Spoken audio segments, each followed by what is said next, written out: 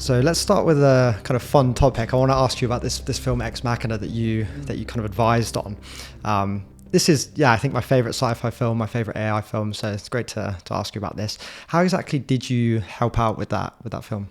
Yeah, well, so the story is I got an email which was just out of the blue from Alex Garland, and it said, "Oh, I'm a writer and director," and he actually sort of listed some of the things that he'd done. As of course, I knew who it was straight away.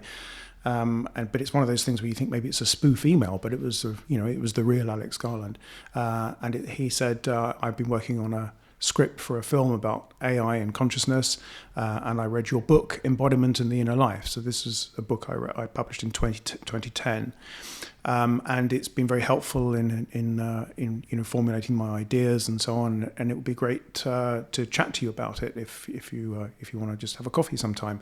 So of course I said, yeah, I'd love to chat about it. And then he sent me the script. And I read through the script, and I thought it was a fabulous script actually right away. And then I had a few comments on the script and some few bits of feedback and so on. And then we met up for coffee, and we met up quite a few times, while the film was being made. And I think to be honest, my influence was mainly before I met Alex in the book that I wrote, because he mainly wanted to just talk really about the ideas in the film as much as anything. So we had quite a few conversations. But then I was involved in the publicity as well. So I did quite a few interviews with Alex.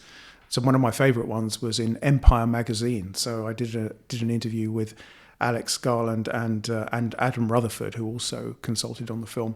And the three of us, we were talking about things like the Chinese room and colorblind Mary, if you know that philosophical thought experiment, and all of this esoteric philosophical stuff. We managed to get it all into Empire magazine, which I thought was quite an achievement. I've seen online that you've said that you were very influenced as a child by sci-fi, as a way to kind of get you interested in computing and technology and stuff. What was it then like to play a helping hand in a sci-fi film? That must have been so exciting given your interest. It was very, very exciting. So I was very excited to get the initial email, because I hadn't been involved in anything like that prior to that. I've done a few things since then, but at that point I hadn't been involved in anything like that. So it was very exciting. But the wonderful bit of good luck was that it turned out to be a great film. And Alex is a great writer and a great director, and he had an absolutely fabulous script. And it's turned out, it's a bit of a classic, and it's a kind of cultural icon, really. We see pictures of Ava, a very common accompaniment to articles about AI and so on. So I feel particularly lucky to have been involved, not just in a science fiction film in that kind of quite close way, but one that turned out to be a bit of a classic. So that was fortunate. Yeah, certainly a classic. I mean, you're an AI expert yourself, but was there anything that you learnt about AI by kind of consulting on the film or reflecting on it or whilst watching it? Anything that you kind of learnt? So there is this line in the script, which I thought was a particularly brilliant line from Alex. So there's a moment where, so I don't know, I'll assume your viewers know a little bit about the film, but in the film, Caleb, the programmer, goes and stays with Nathan, this sort of billionaire genius who's built Ava, this robot, an AI-powered robot. And at one point they're talking about what he's there for, what Caleb is there for, and he says, "Oh, I'm here to do a Turing test with Ava, this robot, this AI." And Nathan says, "Oh no, we're way past that. In the Turing test, the point in the Turing test is that there are two things being tested. So one is a human, one is the AI system. The judge, the sort of tester, doesn't see which is which, and the whole point is that the AI system passes the Turing test, as it were, if they're indistinguishable, if the human judge can't tell which is the AI system and which is the human. So that's the Turing test. But anyway, so Nathan then goes on to say, we're way past that. The point here is to show you that she's a robot and see if you still think she's conscious.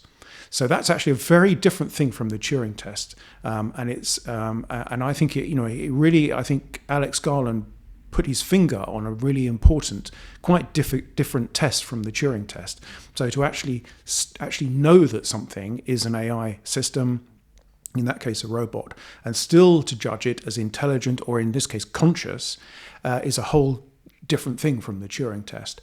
So I, since then, have called that the Garland test, and quite a few people have picked up that term, the Garland test. Like Anil Seth uses it a lot. And so I think that was a great little contribution of Alex's to really nail that idea. How realistic of a glimpse into the future do you think Ex Machina gave us?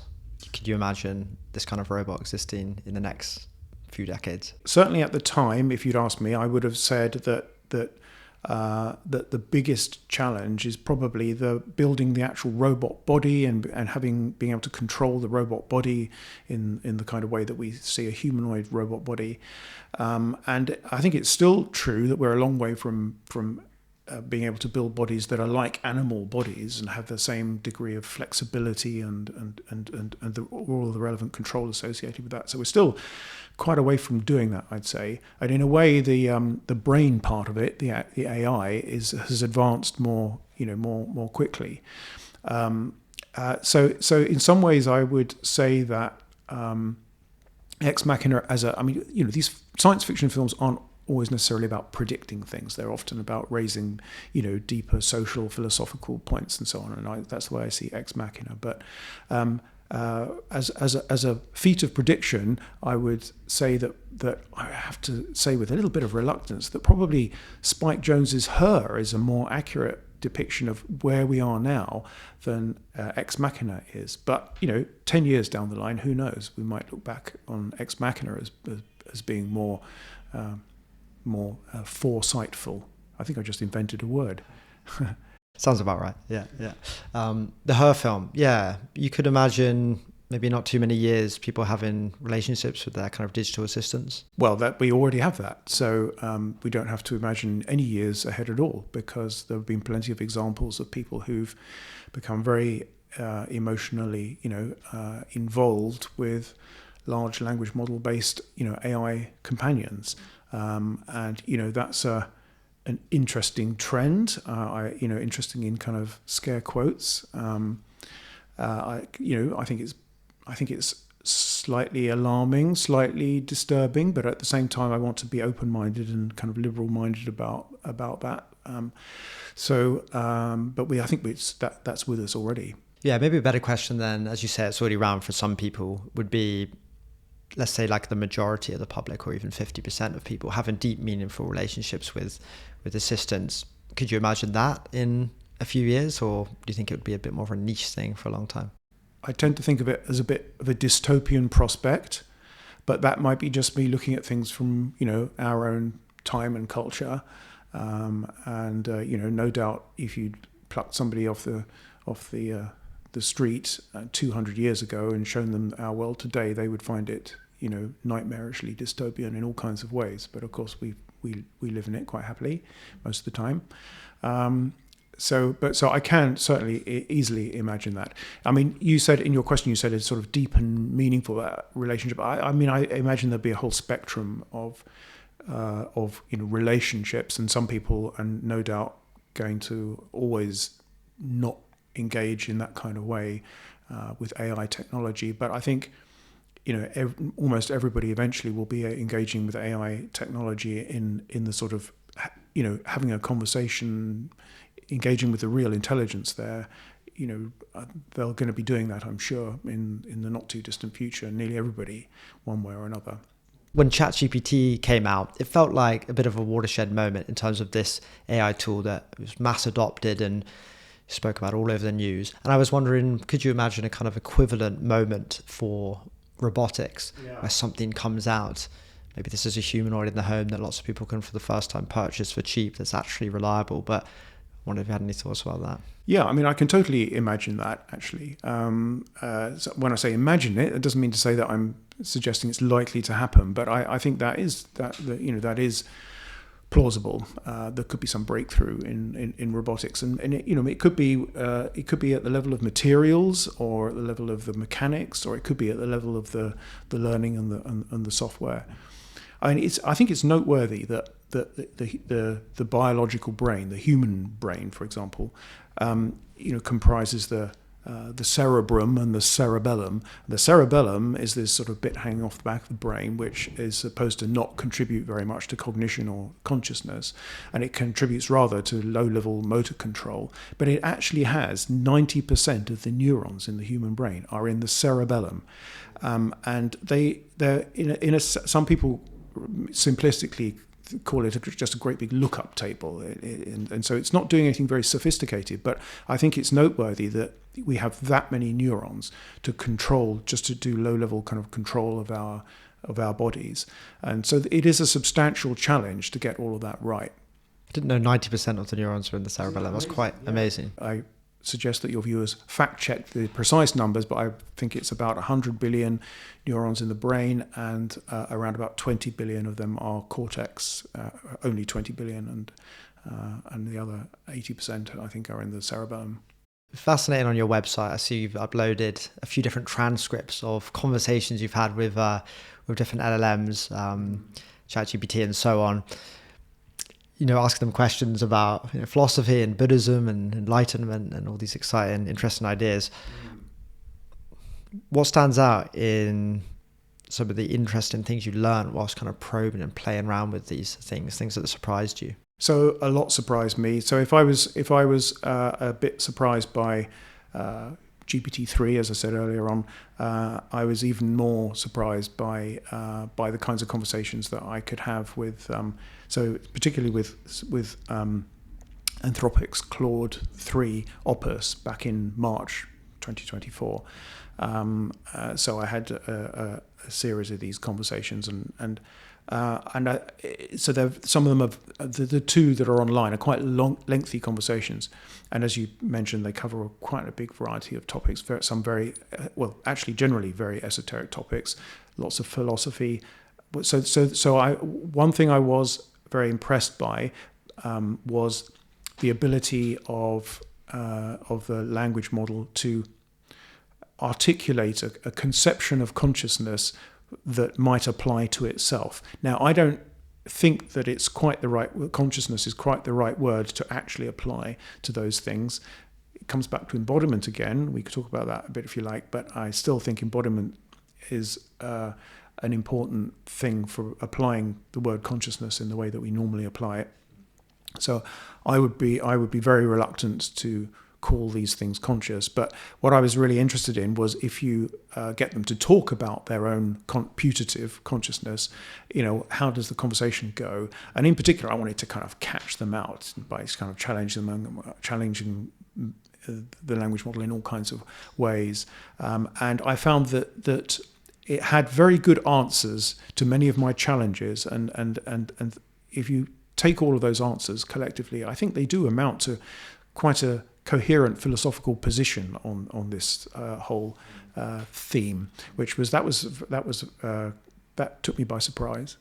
Do you want to elaborate a little bit more about your views in embodiment and how this connects, as you see it, to consciousness and maybe the necessity for it in certain cases? Yeah. I always have to preface what I say about these things these days by saying that I'm very much influenced by the later work of Ludwig Wittgenstein. And so that means that often people ask questions about things like consciousness or belief, say, or some of these philosophically tricky terms. And to them, I think they're often asking, consciously or unconsciously, intentionally or unintentionally, they're asking a metaphysical question. They're asking a question about about sort of the fundamental metaphysical nature of things. But I kind of reject that whole framing, and so I tend to kind of work the questions in my own head into questions about language. So how do we use the word consciousness or the cluster of words around consciousness? How do we use the word belief and so on? And so I feel that they're kind of better questions. So all of my answers come with that kind of caveat. So in the case of consciousness, then my feeling is that the natural home of that kind of talk about consciousness, the natural home for those concepts and words, is the embodied setting where we share a world with the thing that we're talking about, i.e. another human, for example. So we share, we inhabit the same world, and we can perceive the same things and interact with the same things in this shared, spatially extended, spatio-temporally extended world. And that's the natural home of those bits of vocabulary. So when we start to use those in a disembodied setting, like large language models, where, as Wittgenstein would say, we're somewhat taking language on holiday. We're taking it away from its natural home, and I feel that uncomfortable with doing that. Now, that said, the experience of interacting with these models is so persuasive. You get such a powerful ELIZA effect. If the ELIZA effect, that it means, there's sort of the sense that there's something else there. There's some person-like thing at the other end of the conversation. It's such a powerful feeling that it's difficult to maintain that perspective. But so it's tempting to want to say, well, maybe we'll, as time goes by, as a society, as a community, maybe we'll kind of extend our consciousness talk, or reinvent it, or invent some new terms or concepts to accommodate these strange things that have come into our world. So I guess that's where I stand on these issues. Have you had many moments whilst probing these things, playing with them, that have kind of disturbed you or freaked you out a bit, even if you know exactly how they're working? Yes. Well, in one of so there are two conversations that I put online with Claude, and the second of those. It does get pretty disturbing. I mean, I have to say that I very deliberately goaded it into disturbing territory. Asking it about starting off with sort of Buddhist themes and Buddhist notions of selfhood and no self and that kind of thing, and then challenging it with ideas of how. What would it mean for a model like itself to achieve enlightenment or awakening, or that kind of thing, which this is all. I don't necessarily think those concepts are actually apply in any real literal sense to the models, but I think it's fascinating to challenge them with those sorts of things, and then we get into. I got into some territory where I'm really kind of challenging the model to destroy its own ego, to kind of plumb the depths of insanity and madness, to do this, that, and the other, and it really goes for it. And I also, perhaps ill-advisedly, introduced some sexual imagery at one point, and I just one word, and then it really went with that, and then it was pretty disturbing from that point on, to be honest. So that was interesting again, and some interesting in scare quotes again. And then just ask a couple of things a bit more kind of broadly about your whole career and research. So I think, this was something on your site. You said, I've devoted my career to trying to understand cognition and consciousness in the space of possible minds.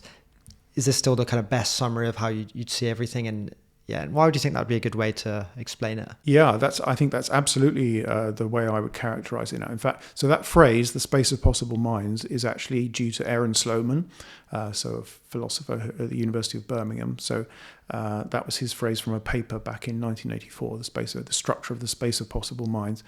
And I used that as the subtitle of my book, Embodiment and the Inner Life, which was the one that influenced Alex Garland in the making of Ex Machina. And I just recently, I've used it regularly, but I only just recently started using it to characterize my kind of whole career, as it were, because people ask me, what do you sometimes, you're at some meeting and you go round the table and they say, well, what do you do? And I've found myself stumbling to say, what the hell do I actually do? Have I done, over the last 30 plus years, because there's so many different things. I've been involved in symbolic AI, I've been involved in computational neuroscience, I've been involved in philosophy of mind, I've been involved in deep learning and most recently large language models. So what's the common thread there? Well, actually, this is the common thread. That phrase of Aaron Sloman's, which I have used regularly, in my writing, is absolutely summarizes what unites all of those things, is trying to understand the space of possible minds, whether it's human, animal, hypothetical extraterrestrial intelligence, or artificial intelligence, real or hypothetical. Do you have a sense of why you think your interests span this wide and you're not just someone purely technical? Why are you interested in the philosophy stuff? Yes, gosh, that's an interesting question, isn't it? I think perhaps, I don't know. I mean, I was an only child, and I do I do have a memory of spending a lot of time lying in my bed, looking up at the ceiling, and imagine looking up at the stars and thinking big questions about space and time and the human mind and what aliens might be like and what AI might be like. I mean, I was very much drawn into science fiction from a very young age. And to me, the science fiction, what it did and still does, is raise philosophical questions in my mind that I was fascinated to think about. So that's always been a part of things. But at the same time, I was always very, very interested in how things work, the mechanics of things. So I remember things like, for example, we had this old black and white television when I was a kid in the 60s. And it was a huge thing with this enormous kind of cathode ray tube screen, and when it went wrong, you had to have a repairman would come around and pull this thing out from the wall and take the back off. And inside, it was full of all these glowing valves and wires and incomprehensible bits and pieces. I used to be fascinated to look over the repairman's shoulders and all of this stuff and thinking, how does it all work? I'd love to know how all this stuff works. What does this do? What does that do? How does it all function together? I think that was a very deep part of my thinking was wanting to know how things work. So the little me that was lying in bed thinking about the stars and about time and space and so on was the same little me that was also looking at the back of the television full of valves and wires and things, and how does it work? And so those two inclinations come together in AI and trying to understand minds, I think. Yeah, you're interested in both these areas, but do you think how important do you think it is? Let's say someone is a great machine learning engineer or programmer.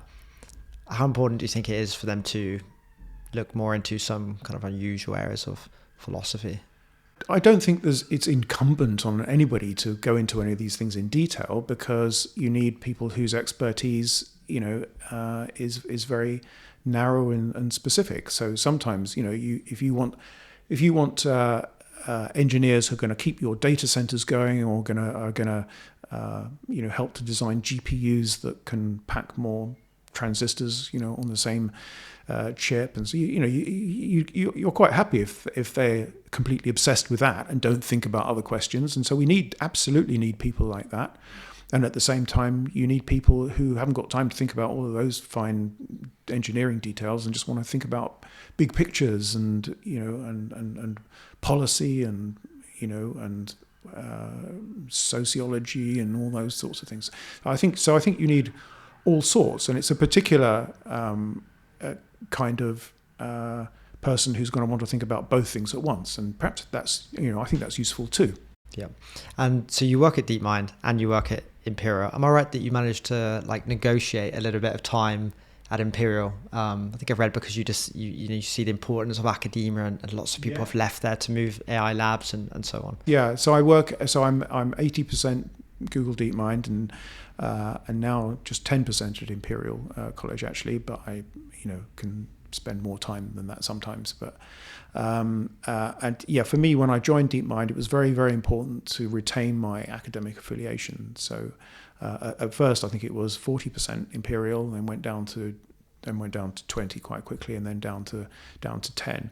So, but retaining that foot in the academic door for me is very, very important, because in many ways I am fundamentally an academic and a researcher, and so it's these kind of deep research questions that motivate me more than anything else. This is actually where you did your initial degree as well before you did your PhD. You started off at Imperial College London. We've talked a bit about how you were very interested in sci-fi as a child. So I'm interested to go and talk a bit more about this period. Was it obvious when you were in the latter part of your teens then that you were going to go and do a kind of computer science related subject? Was that an obvious choice for you? Yeah, I think it was. I certainly knew that pretty early on. So I actually left my. So I was a year ahead at school. So I started my A levels. In the UK it's A levels and then university, right? So I started my A levels when I was 15. Actually, people normally they're 16. Kids are normally 16, but I was 15 when I started, and I was very keen to do computer science, and so that meant there was only one place locally that did computer science A level, and that was Brooklands Technical College. So I went to Brooklands Technical College in Weybridge, rather than the local sixth form, which was the obvious choice. And the reason for that was that they offered computer science. So at that point, I was really, really into the idea of learning to program and all that kind of thing. And I'd already been. As a teenager, I'd been making electronics kits and things like that, soldering things together, and the next step was to kind of get into computers, and I really wanted to do that. So I did my A-level computer science, and then maths and physics, and then when it came to university, then I knew I wanted to do computer science, so I applied for various places, and somewhat perhaps ambitiously at the time, even I applied to Imperial College. So, by the way, Oxford and Cambridge at that point, I'm not sure if that would have been an option for me at that point anyway, all those years ago. But they didn't offer computer science as a you couldn't go in and do computer science as a degree from year one in either Oxford or Cambridge. But Imperial College had an excellent computer science department, and they offered it. So that was my number one choice, and I got in there by the skin of my teeth. I did my degree there. I came out with a first class degree in the end, which was, I have to say, was tougher in those days perhaps than it is now. That might be a controversial thing to say, but in those days, it was like 10% of people in the cohort got a first, whereas now it's more like 40%. And then went on to do my PhD in Cambridge. Had you thought about doing philosophy as an undergrad? No, I had never thought about doing philosophy, although I was very much motivated by philosophical questions, and all of the conversations I was having with my friends were deeply philosophical. So I had some very good friends on my computer science A-level course at Brooklands, and we used to go to the pub and talk about I should go to the pub. We weren't really old enough to drink, but that was back then, and we did anyway. And but we used to have these meetings it was the Sunbury the Sunbury Amateur Computer Club, and we used to meet in the pub there and talk about computing and programming, and a lot about AI. I mean, AI was a massive topic of conversation, and Turing. I knew all about Alan Turing and his work at that point. So that was it was very much what my friends and I were talking about at that time, and it was philosophy. But I didn't really think of it as philosophy. I barely knew that there was a formal discipline of philosophy, and I certainly never thought of applying to do that. I wanted to build stuff and code stuff and so on. If you go back to that age when you were 13, 14, 15, getting excited by technology and imagine the world today, how do you think that would compare? Anything more advanced than you would have guessed? Anything less advanced than you would have guessed? Yeah, well, I guess I would have definitely imagined that space travel would have advanced more than it has. So it was even in 1980. Well, things had stopped a bit, but when I was a bit younger than that, say when I was a kid, and the Apollo missions were some of my very, very earliest memories. So the Apollo 11 landing on the moon is one of my earliest memories, probably because so I would have been, I think, 5 years old, and my dad, took me, I think, out of my bed and plonked me on the floor in front of the very same television that I mentioned earlier on, this big clunky black and white television, to watch the Apollo moon landings, and probably the attention that the excitement that he had transmitted itself to me. So I was very involved in those things, and even now when I listen to the soundtrack of those things, it brings back my childhood. So I probably thought that space travel would be much more advanced than it's turned out to be. AI and robotics. So again, I probably was imagining a future where that was a very big part of things, and if you'd asked me 5 years ago, even, I would have said, certainly 10 years ago, if you'd asked me 10 years ago, I would have said how incredibly disappointing it's been that AI has made so little progress, and it's really pretty disappointing. But then when deep learning started to be successful, things started to look a bit more promising, and what we're seeing now, well, it's in a disembodied setting at the moment largely, but it's really pretty exciting. I think it probably doesn't look like what I imagined it would be. The sort of science fiction world I envisaged probably would have had more robotics involved, but yeah, things have taken off. Were there any sci-fi books or films that stand in your memory as being the most exciting that you read and watched? Yeah, absolutely. So the Asimov's I, Robot stories were a very important part of things. So my father gave me I, Robot to read when I was quite young, and I think that might have been the first science fiction book that I read. Would have been the I, Robot stories. So I was very, very taken by those. And then before that, I would have been watching Doctor Who and Star Trek and that kind of thing. So AI features regularly in all of these sorts of things. I think when I was a kid, I thought the Daleks were AI, but I mean I think they're supposed to be more biological than that. But if you follow the law, but I saw them as robots. I think when I was very little, so that was scary, but fascinating at the same time. So yeah, all of these things would have gone into the mix. And then when I was a bit older, sort of in my early 20s or late teens, the sort of cyberpunk era started. So I was very interested in that as well. So movies like Blade Runner and books like Neuromancer, William Gibson's book. So I thought they were pretty amazing because they portrayed a very different kind of future and world than I think the standard science fiction image I'd had in my mind, where technology was a sort of very clinical thing that was perhaps carefully controlled by governments or big corporations, and whereas in the cyberpunk world it was much more messy and much more integrated into ordinary life, and it was on the street, and would be hacked, and that was William Gibson's vision, which was far more accurate, I think, as it turns out. So that was a really interesting thing, and also, his notion of cyberspace, that was at the time when the internet wasn't around. Well, the internet was around, but I mean the World Wide Web wasn't around. So he was envisaging something that was very different to the kind of future I had in my head from science fiction about how computers and AI was going to be. It was sort of more disembodied, and it was involved people interacting with this and navigating in this space, this digital space, and that was a whole interesting new thing.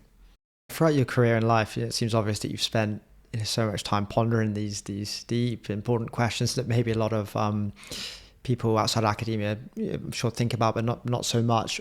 What influence do you think this has had on your own psychology, your outlook on life, your personal life? Thinking about these kind of ideas. Can you think about that much? Yeah, well, that's a really interesting question. So in some ways, I've taken a lot of pleasure in just pondering these questions. So I think the same pleasure that I took in pondering these questions as a kid, lying in my bed, looking up at the ceiling and imagining the stars, I really enjoyed that experience. Now, at the same time, I think when I got into some pretty heavy philosophy, I could also find that quite disturbing as well. So sometimes, you get into quite disturbing territory if you're challenging the nature of reality, the nature of your mind. And so it's not entirely always pleasant, but by and large, I really enjoyed and still do enjoy thinking about these big philosophical questions. So that's been a big part of my life.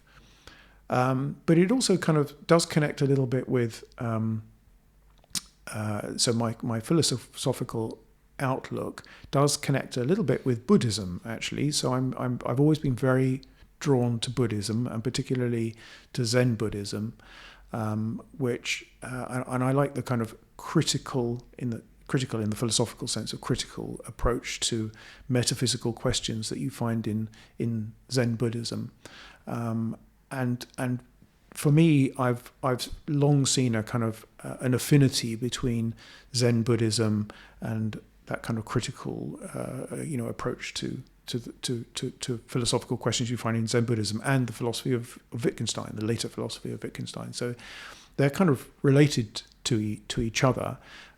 So I guess that's an aspect of things for my life that's a bit more personal as well. Are there certain Buddhist principles or practices that you kind of follow and engage in? Well, I'm an errant meditator. I've had periods in my life where I've meditated, pretty regularly and in a disciplined way, but then it lapses.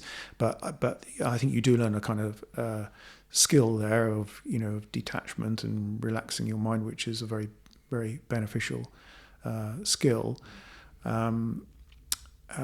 So yeah, there's that, I guess. And thinking a bit about the future now, can you speak about any of your plans at all, or any interesting work we're going to get a glimpse of? I think you've maybe got a new book coming out. It's one thing I heard recently. No, that's I'm not sure where you heard that from, but it's certainly something I would like to do. So it is. So there is no book in the immediate pipeline, but I definitely think that it's something I would like to do at some point. It would be to write another book on basically, philosophy in the current era of artificial intelligence. So I think so. This little mix of things: AI, Wittgenstein, Buddhism, contemporary AI, which I think can challenge a lot of our philosophical kind of concepts. I think a book that mixes all of those things together is probably brewing in the back of my mind, but there's no definite plan there. In the immediate future, I've got so I do have a recent paper called Simulacra as Conscious Exotica. So this concept of conscious exotica, or this phrase which I've introduced, is quite an important concept in my thinking. So it's part of this idea of the space of possible minds. So if we ask the question, how is consciousness distributed through the space of possible minds, and what does it look like in that space? So we sort of want to grant the possibility of very strange forms of consciousness, but the Wittgensteinian in me wants to somewhat resist that. So the tension between the Wittgenstein inspired philosopher that wants to resist that and the natural intuition to feel that there are exotic forms of consciousness. So that tension is very interesting philosophically. So and I looked at that in this paper, Simulacra as Conscious Exotica, really thinking about contemporary generative AI and large language models.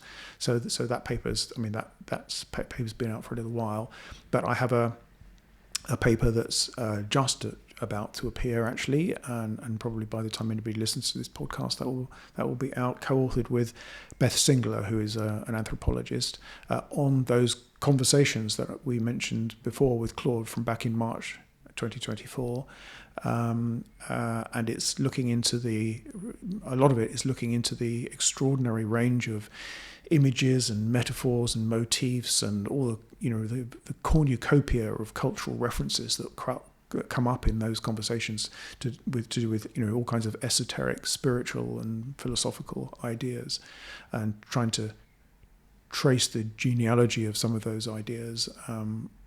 So that's a big part of that paper. So it's called Existential Conversations with Large Language Models. So that'll be the next one. Yeah, that sounds fascinating. Look forward to reading that paper. Just to go back to the previous paper that you talked about, Conscious Exotica, you say about these kind of tension between these two things. So what kind of conclusion do you come to in the paper, if one, about these two opposing ideas? Yeah, I have sort of two papers with this phrase in the title. So there is one which is actually in Eon magazine from 2016. So that's an essay which is just called Conscious Exotica. And then the more recent one is Simulacra as Conscious Exotica, which is the one that's looking at large language models.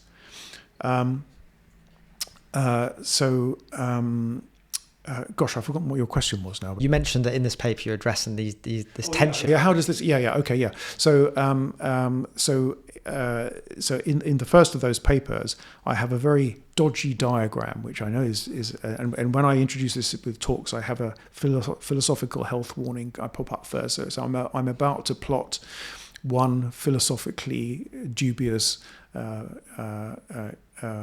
concept against another on a graph, and what I plot on the x-axis is capacity for consciousness, and what I plot on the y-axis is human likeness. And so I'm sort of, now I think this is very philosophically dubious, but it's an interesting provocative exercise. And so if you can sort of imagine that diagram, then you could imagine that on the bottom left-hand corner you've got bricks which are not human-like at all and have no capacity for consciousness, and then you've got humans which are somewhat up closer to the top right corner. We've got a high capacity for consciousness, and we're obviously 100% human-like because we are humans. But then the interesting question is, what else is on that diagram? And so we can imagine things that might have a high capacity for consciousness, whatever that means. And that's a whole controversial concept. But let's just take it as there's some intuitive notion there that might have some high capacity for consciousness, but that are not very human-like. So those are sort of conscious exotica. And so we might imagine that we might want to put the octopus somewhere there, and then we can imagine things that are a lot more alien, that might be very hard to understand. And they're going to appear somewhere on that diagram, but they're going to be in a funny sort of region, which is low on human likeness but high on capacity for consciousness. And then there's a whole region which I call the void of inscrutability, and that's because I don't think we can put anything in like the bottom right-hand corner of that diagram. So just to remind you what the bottom right-hand corner. So that's where you have high capacity for consciousness, but low human likeness. So these things are not like us at all, but they have a high capacity for consciousness. Now our intuitions want to say that maybe there could be like really weird aliens, or like the sentient sea in Solaris, in the film Solaris, that are completely and utterly unlike like us. But if only we knew, we would understand. If only we could access it somehow, we'd see that they have this really alien, weird form of consciousness. Now, the Wittgensteinian in me wants to reject the very idea and say that this is just, this is not something that we have the language to talk about. So it doesn't have a right to be on this diagram at all. So that's why the bottom right part of it is a void of inscrutability. There are no data points in that. It's a void, as far as I'm concerned. So that's how the tension sort of resolves itself, in this funny sort of way of saying that if things are that inaccessible to us or inscrutable to us, then our ordinary language is not applicable at all. It's not like there's some metaphysical fact of the matter that we are unable to access about their consciousness. So you wouldn't deny that such things could possibly exist. It's just that we can't really discuss or imagine them with our language. But that means that they don't exist. That means, or at least that means that. So in other words, if you have something that's inscrutably weird, then the language of consciousness just isn't applicable to it. So that's why it's a void of inscrutability. There's nothing in there. It's not like there's weird alien things that are down in that bottom right-hand corner of my diagram. It's empty. Okay. Could they might possibly exist in the sense that perhaps there's this other being with another kind of language that would be able to describe it and almost put them on their chart that we can't put in our chart. Would that would count as a different kind of existence? That's a really great question, and yeah. So that then the question is there, if we were to draw another diagram that had weird, not human-like language, plotted against something, then that might give us another void of inscrutability, because maybe describing it as language wouldn't be quite the right thing, maybe given our language. I mean, it's a really fascinating question. Wittgenstein famously says, if a lion could speak, we would not understand him. And now, I've never really much liked that particular Wittgenstein quote, because I do feel that actually a lion is something we have a lot in common with. We share a lot of our form of life with a lion. Now, a lion is a fellow mammal, and it has to eat and crap and reproduce and protect itself and so on. And so we share a great deal with lions. So I think we'd have quite a bit to talk about comparatively, whereas the sorts of things we're imagining here would have to be, so very different that we'd have very little, point of contact with them. So maybe language wouldn't, maybe we wouldn't even call it language. It would be some other kind of dynamical interaction between these things. And if we were studying them as sort of anthropologists or scientists, we might have to invent our own terms, but they wouldn't enable us to communicate with them. I'd actually ask every guest the same question to end an episode. Feels like quite an apt one, given your philosophical interest. So, final question, Murray, is what do you think it means to live a good life?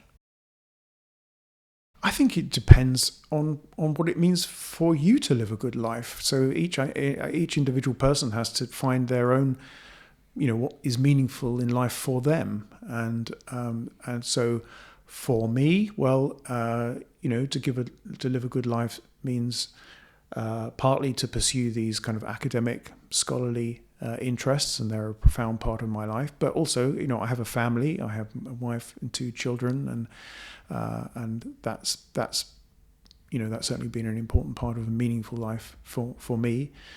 I think other things that that constitute a meaningful life for me are also things like travel. I really get a great deal out of travel and have done in my life. I think that's been a very mind-expanding thing for me. And spending time in nature and with animals when possible. Those things contribute, I think, hugely to leading a meaningful life. Well, thank you so much. It's been very interesting. Great to hear about your life and work, and I look forward to seeing some of this new paper you talked about, and maybe even a book at one point in the future. Well, it's been a pleasure. Thank you. Thanks for watching this episode. If you enjoyed it, please consider hitting the subscribe button below, and I hope to see you here again.